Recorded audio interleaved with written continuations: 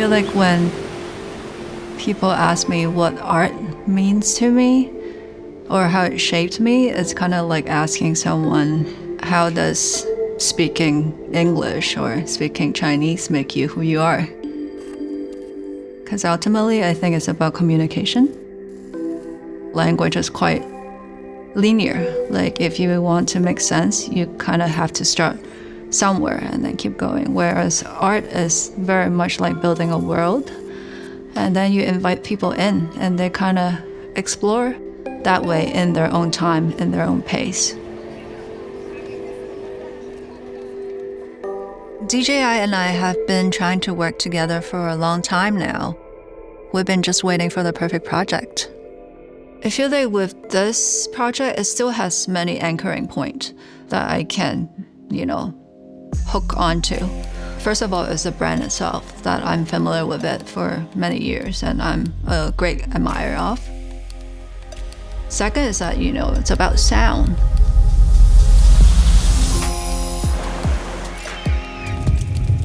Which in itself is so interesting. It feels more like, capturing a moment, capturing a frame. I think the small size, play a huge part. So I was like doing this and I was like, oh, that looks like a viewfinder.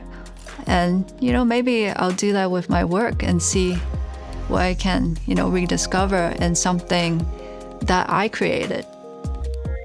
So I went back into past work and tried to look for that, hunt for that moment, usually at the corners, so that people, or even myself, don't pay that much attention. They're definitely like the ambience, they're the supporting role. But this time, I'm giving it main stage.